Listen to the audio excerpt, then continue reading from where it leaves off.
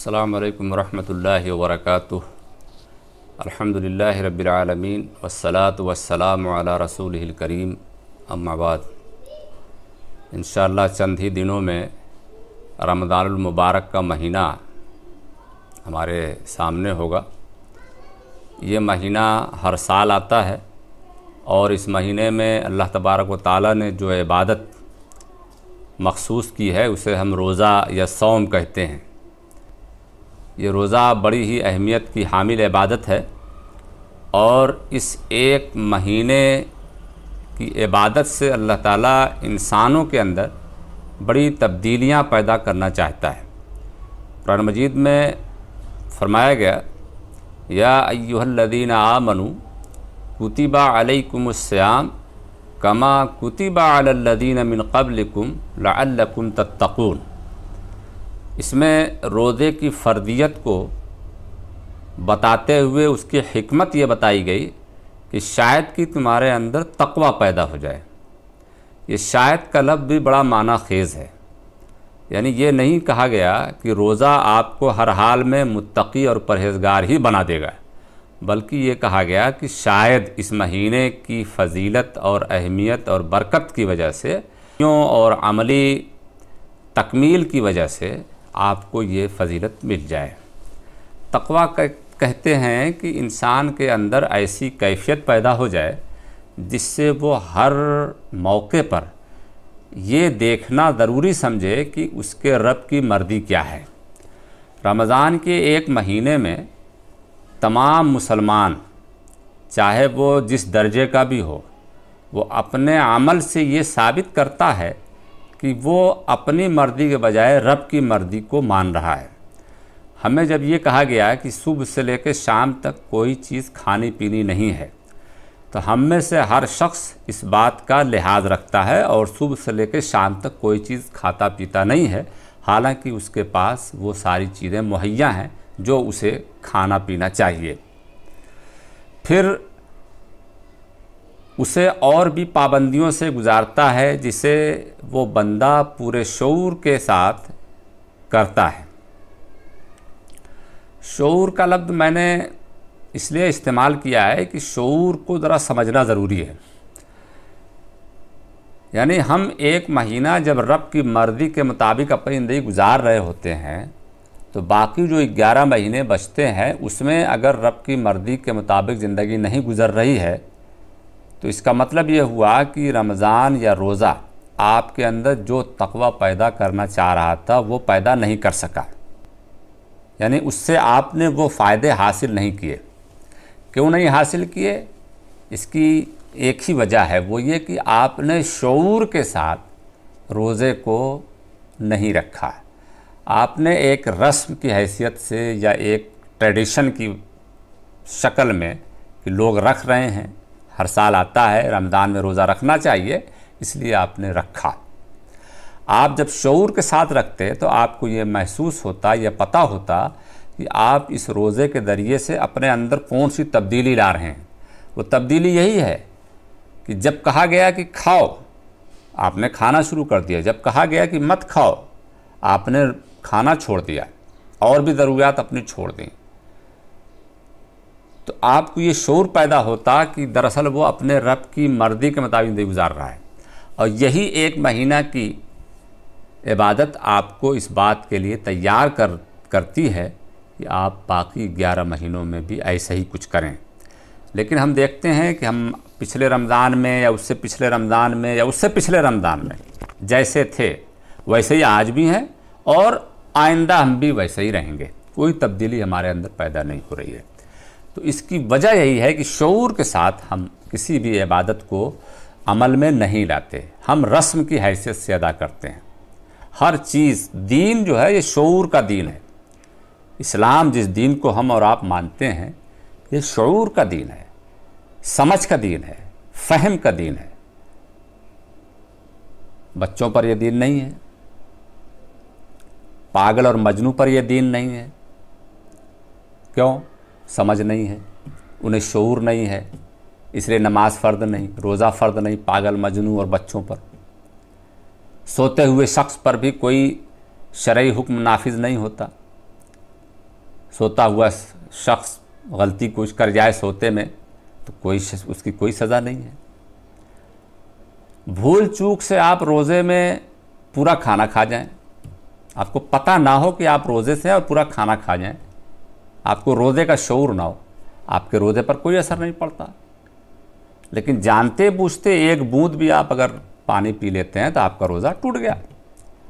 मतलब क्या हुआ? मतलब ये हुआ कि ये दीन शऊर का दीन है। नादानों, बेअक्लों, नासमझों या दिमाग बंद करके अमल करने वाली इसमें कोई चीज़ नहीं है।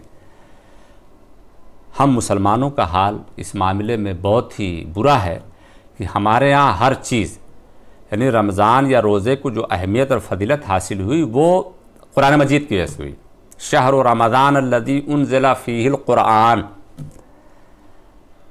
यानी ये महीना इसलिए इतना अफजल करार पाया कि इसमें कुरान नादिल हुआ। जिस रात को ये नादिल हुआ उस रात को तो तमाम रातों से अफजल करार दे दिया गया। लैलतुल क़द्र खैरुम मिन अल्फ़ि शहर, 1000 महीने से बेहतर है। कुरान नादिल हुआ। उम्मत मुस्लिमा इसलिए अफजल उम्मत करार पाई कि इसके पास कुरान मजीद जैसी किताब है। लेकिन हम इसको भी बेशऊरी के साथ, मुसलमानों की बेशतर आबादी कुरान मजीद को लफ्ज़ के पढ़ने की किताब समझती है, हालांकि कुरान मजीद हमारी रहनुमाई और हिदायत की किताब है। उसके अल्फाज के अंदर तालीमात पोशीदा हैं, अल्लाह का पैगाम पोशीदा है। इस पर हम अलग से बात करेंगे। कुरान मजीद के हुकूक के ताल्लुक़ से, उसके तकाज़ों के ताल्लुक़ से हम इस पर अलग से बात करेंगे इंशाअल्लाह। लेकिन यहाँ हम ये अर्ज़ कर रहे थे कि इस महीने को ज़रा शऊर की हैसियत से देखें, वरना आएगा चला जाएगा, आएगा चला जाएगा। और वो शऊर यही है कि आपकी ज़िंदगी में मन मर्दी के बजाय रब मर्दी पैदा हो। अगर बर्तन उल्टा हो तो लाख बारिश हो, एक बूंद पानी उसके अंदर नहीं जा सकता है। इसलिए अगर शऊर आपका खुला ना हो, जहन खुला ना हो, आपको ये पता ना हो कि आप क्यों रोज़ा रख रहे हैं, तो रोज़े का फ़ायदा आपको मिलेगा नहीं। ये अलग बात है कि आप पूरा रोज़ा रख पाएंगे, रख लेंगे।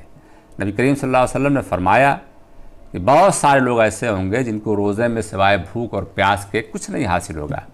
उसमें चंद लोगों की मिसाल दी कि वही जो झूठ बोलेंगे, गालियाँ देंगे वगैरह। तो ये सारी चीज़ें, तो इस तक़वे को हासिल करने के लिए ज़रूरी है कि हमारा रोज़ा शऊर का रोज़ा हो और हम ये सोच के रखें ये हमारी तरबियत के लिए, अल्लाह ताला से हमें जोड़ने के लिए आया है।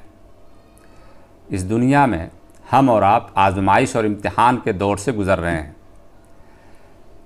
बुराई, उसके अंदर चाशनी होती है, जाज़बियत होती है, कशिश होती है, अट्रैक्शन होता है। बुराई में लोग लतपत हो जाते हैं, जल्दी उसकी तरफ मुतवज्जे और माइल हो जाते हैं। अच्छाइयाँ बज़ाहिर खुश्क होती हैं, नतीजे उसके मीठे और अच्छे होते हैं, लेकिन बज़ाहिर खुश्क होती है। सुबह सवेरे उठ के नमाज़ पढ़नी है, बज़ाहिर एक मुश्किल काम है। दिन भर भूखा प्यासा रहना है, बज़ाहिर एक मुश्किल काम है, लेकिन इसका रिज़ल्ट बहुत मीठा होता है, बहुत अच्छा होता है।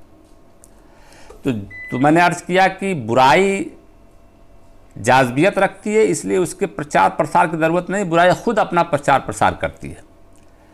लेकिन अच्छाई, इसके लिए ज़रूरी है कि उसको बार बार मुतवज्जे किया जाए, उसकी अहमियत को बताने के लिए इंतज़ामात किए जाएं।